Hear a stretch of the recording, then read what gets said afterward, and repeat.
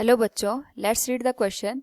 Silicon and copper are cooled to a temperature of 300 Kelvin, then resistivity. Here 4 options are given.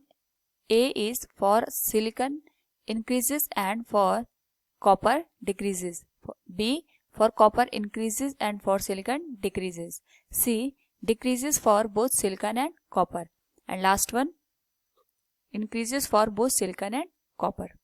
First of all, we will discuss here the key concept, which is effect of temperature on resistivity of a material. तो यहाँ पे material की resistivity पर temperature का जो effect पड़ता है, we will discuss that.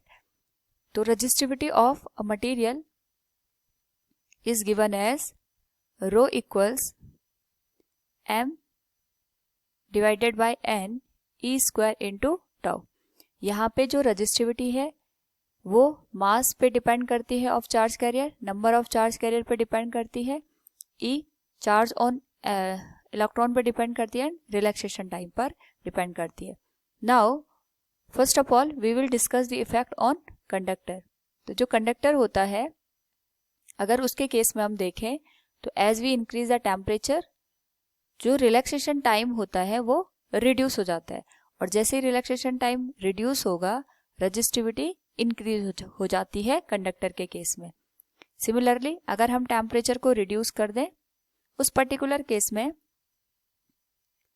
यहाँ पे जो रिलैक्सेशन टाइम होता है दैट गेट इंक्रीज, और अगर यहाँ पे रिलैक्सेशन टाइम इंक्रीज हो जाता है तो उससे रजिस्टिविटी की वैल्यू डिक्रीज हो जाती है.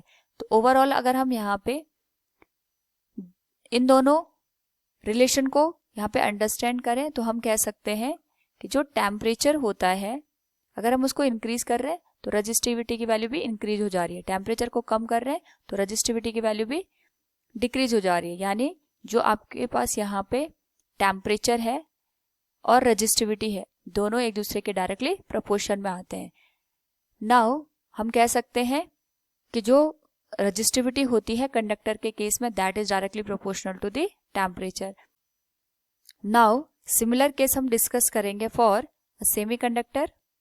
सेमीकंडक्टर के केस में अगर हम बात करें तो जैसे हम टेम्परेचर को इंक्रीज करते हैं तो टेम्परेचर इंक्रीज होने की वजह से जो नंबर ऑफ चार्ज कैरियर है वो भी इंक्रीज हो जाएंगे, और नंबर ऑफ चार्ज कैरियर के इंक्रीज होने की वजह से जो रजिस्टिविटी की वैल्यू है दैट विल गेट डिक्रीज.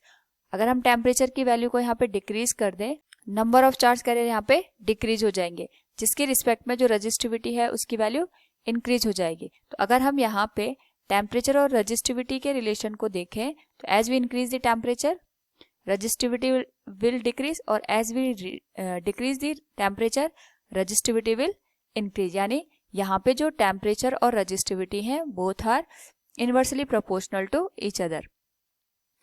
अगर हम यहाँ पे टेम्परेचर को बढ़ा देते तो रजिस्टिविटी कम हो जाती है, और अगर टेम्परेचर को हम यहाँ पे कम कर दे तो रजिस्टिविटी की वैल्यू इंक्रीज हो जाएगी. सो फ्रॉम द गिवन रिलेशन अगर हम यहाँ पे देखें, फर्स्ट हमें बताया गया है सिलिकॉन के बारे में. तो सिलिकॉन के केस में अगर हम यहाँ पे टेम्परेचर को कम कर रहे हैं उस पर्टिकुलर केस में इसकी रजिस्टिविटी बढ़ जाएगी.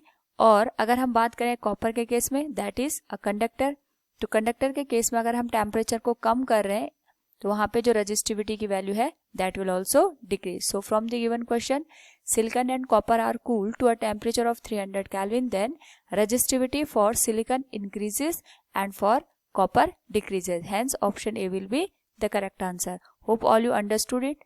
Thank you and best of luck.